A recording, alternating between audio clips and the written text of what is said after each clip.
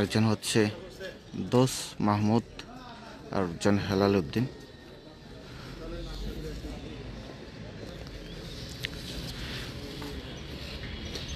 দর্শক, গভীর রাতে ভোলার নৌবাহিনীর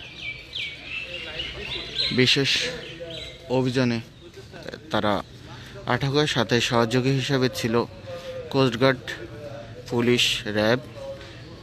আমি যদি একটু দেখাতে চাই যে এই মুহূর্তে তাদেরকে ভোলা সদর মডেল থানায় নিয়ে আসা হয়েছিল। যে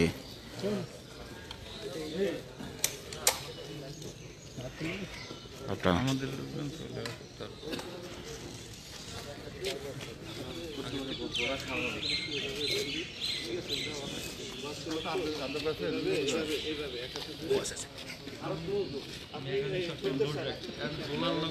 দেখতে পাচ্ছেন যে সবারই পরিচিত। সবাই একটু পজিশন নেই, পজিশন নেই, দাঁড়ান, দাঁড়ান, দাঁড়ান, নেই, কষ্ট করছেন।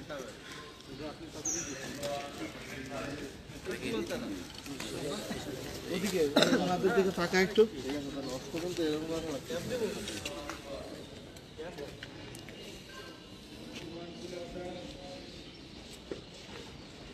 আমারও নিচে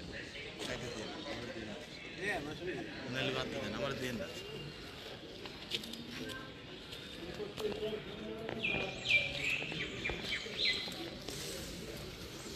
আমাকে দিয়ে নেবে। প্রিয় দর্শক, আপনারা জানেন যে ডেভিল হান্ট অপারেশনে দীর্ঘদিন যাবৎ নৌবাহিনীর পাশাপাশি কোস্টগার্ড, র্যাব, পুলিশের যৌথ অভিযান চলছে। তারই ধারাবাহিকতায় মধ্যরাতে নৌবাহিনী ভোলার কালীবাড়ি এলাকায় বিশেষ অভিযান পরিচালনা করে। সাথে সহযোগী হিসেবে ছিল কোস্টগার্ড, র্যাব এবং পুলিশ। সেই অভিযানের মধ্য দিয়ে জেলা আওয়ামী লীগের সিনিয়র 2 নেতাকে আটক করা হয়েছে, একজন দোস মাহমুদ, একজন হেলাল উদ্দিন। দর্শক, আপনারা জানেন যে দোস মাহমুদ হচ্ছে জেলা মুক্তিযোদ্ধা সংসদের সাবেক কমান্ডার। বিষয়টি অনেকের কাছে হয়তো অজানা নয়। জেলা মুক্তিযোদ্ধা সংসদে থেকে তিনি স্বাধীনতার 53 বছরে এসে ভোলায় 60 জন মুক্তিযুদ্ধ হয়েছে। যতটুকু আমরা গণমাধ্যম কর্মীরা জানতে পেরেছি যে ওই 60 জনের মধ্যে 58 জনই ভুয়া মুক্তিযুদ্ধ হিসাবে পরিচিত, সর্বমহলেরই স্বীকৃত রয়েছেন। তাদেরকে মোটা অঙ্কের টাকার বিনিময়ে তাদেরকে মুক্তিযোদ্ধা করা হয়েছে। এমনই কিন্তু আমাদের গণমাধ্যম কর্মীসহ পুরো জেলার সকল জনগণের কাছে এই বিষয়টি পরিষ্কারভাবে স্বীকৃত রয়েছে। কিন্তু 5 লাখ, 7 লাখ, 10 লাখ এইভাবে মোটা অঙ্কের টাকা নিয়ে জেলা মুক্তিযোদ্ধা সংসদে বসে তারা এইভাবে ভুয়া মুক্তিযোদ্ধা তৈরি করেছে।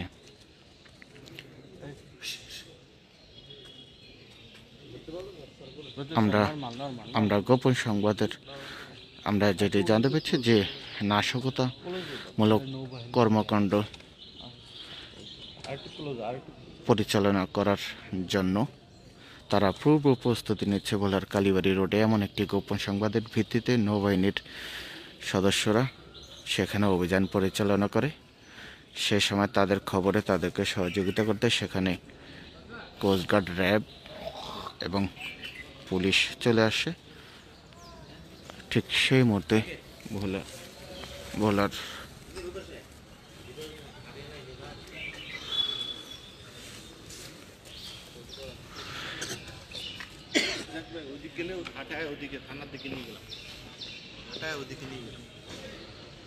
সেই মুহূর্তে তাদেরকে গভীর রাতে আটক করা হয় এবং সেখান থেকে এই মুহূর্তে ভোলা সদর মডেল থানায় তাদেরকে নিয়ে আসা হয়েছে।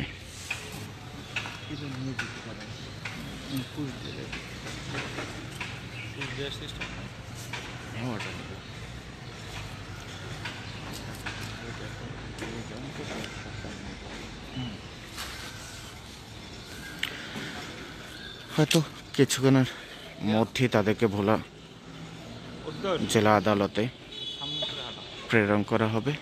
আদালত হয়তো তাদের বিরুদ্ধে সিদ্ধান্ত নেবে। দর্শক, তাদের বিরুদ্ধে বিভিন্ন অপরাধমূলক কর্মকাণ্ড সহ বহু ধরনের মামলা রয়েছে, যতটুকু আমরা জানতে পেরেছি। ঠিক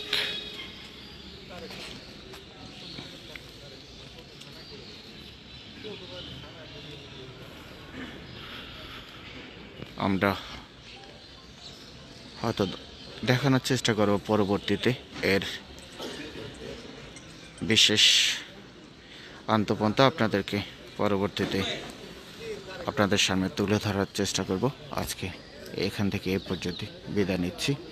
সবাইকে সাথে থাকার জন্য ধন্যবাদ জানিয়ে পাশাপাশি এসকে টিভি নিউজের আমাদের এই পোর্টালটিকে আপনারা লাইক ফলো দিয়ে সব সময় জেলার প্রতিটি সংবাদে আপডেট পেতে আমাদের সাথে থাকুন।